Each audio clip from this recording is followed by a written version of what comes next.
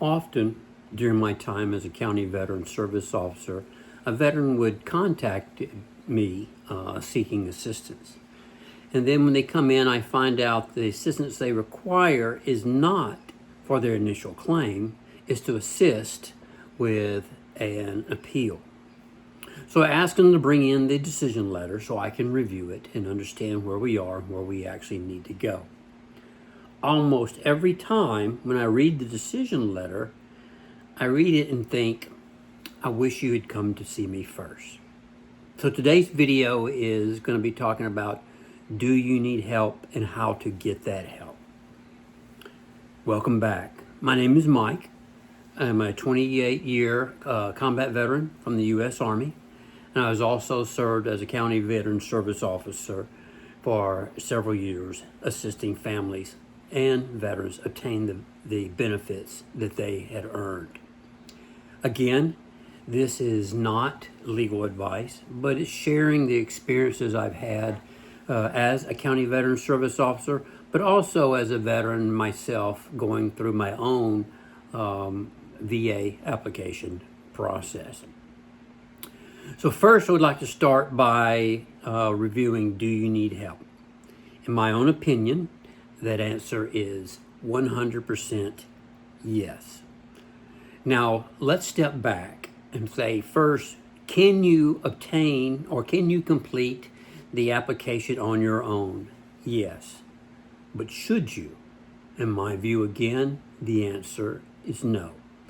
So let's take a look at what you are actually doing when you are filing a claim for VA benefits. This is a legal action. You're filing a claim. You're not applying for an actual benefit. And I bring that up as a distinct difference because if you look at it, if you boil it down, you're basically, when you're filing a claim, you are suing the U.S. government. You are claiming that A, my federal service, caused B, my current and medically verifiable disability. Now, if you look at this further, if you do not get the decision from the VA that you desire, you go into the appeal process. And in the appeal process, it becomes even more complicated. And as the appeals go forward, the system becomes it does become a legal case.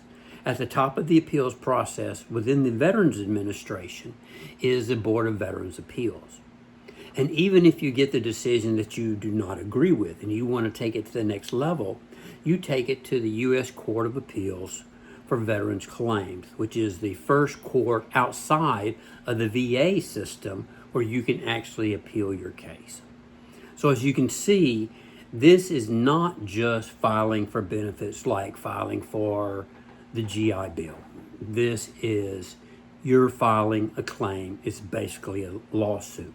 So with that mindset and knowing that you may need to appeal once, maybe even twice, it should make sense that to put this initial claim together, that you seek assistance from a professional.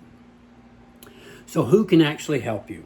So I broke it down into basic 4 separate categories. First is like the county veteran service officer, which I was in my county. You have similar representatives at the state level by the state VA. Those are both paid for through the county or by the state, and they are of no cost to the veteran. The second category is veteran service officers that belong to veteran service organizations like the American Legion, the DAV, the VFW, and others.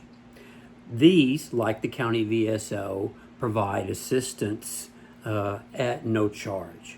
But note, not every chapter, not every post actually has a person that's designated to be the veteran service officer for their actual post. So you may have to cast a broader net to find an organization like the VFW or the DAV that actually has a designated and trained veteran service officer.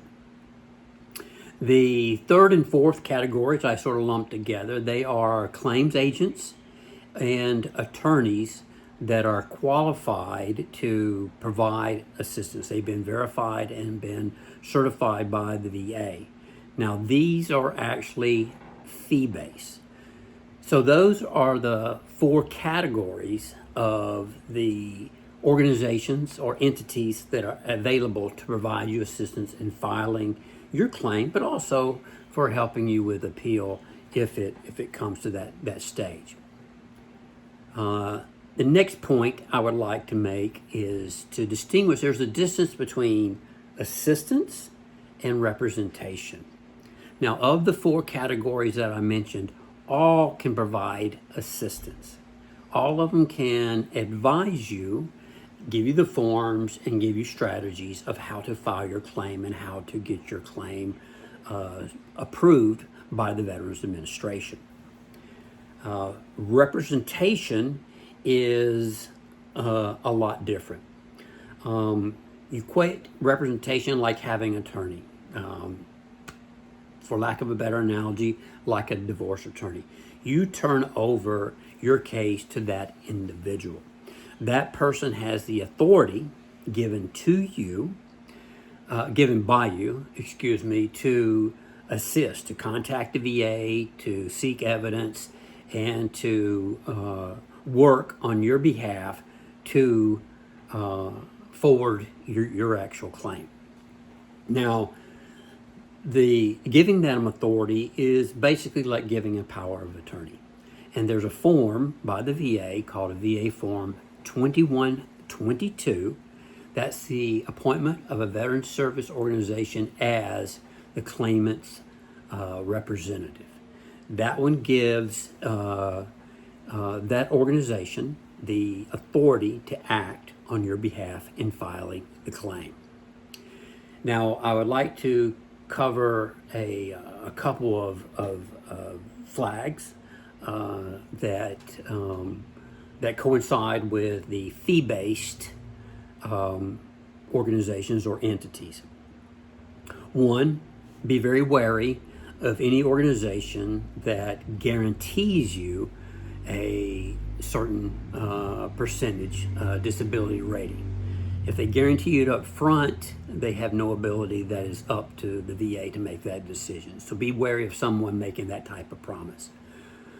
Also, be very wary of somebody that's very aggressive and they want upfront fees. Again, this is fee-based, and this is how they make their living, how they make their profit is through filing these claims. So be very wary of ones requesting or demanding upfront fees. And also, a red flag is do not ever give up your VA login information, not to your designated VA representative or to your fee-based organization or entity. Now, one way to make sure that either anyone that you're going to give this power of attorney to is actually certified to represent you is go on to the VA's webpage and go to the Office of General Counsel. So you can't just give the power of attorney to any person. That person has to be certified by the VA to officially represent you.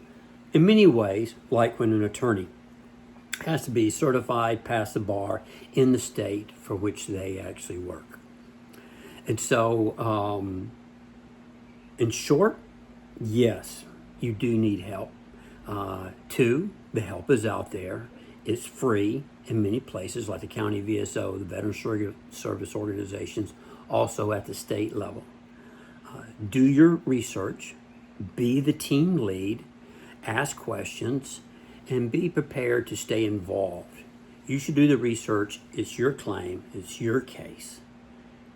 Again, thank you. Best of luck in filing your claim. And if you have any questions that you would like me to follow up on, please provide comments below.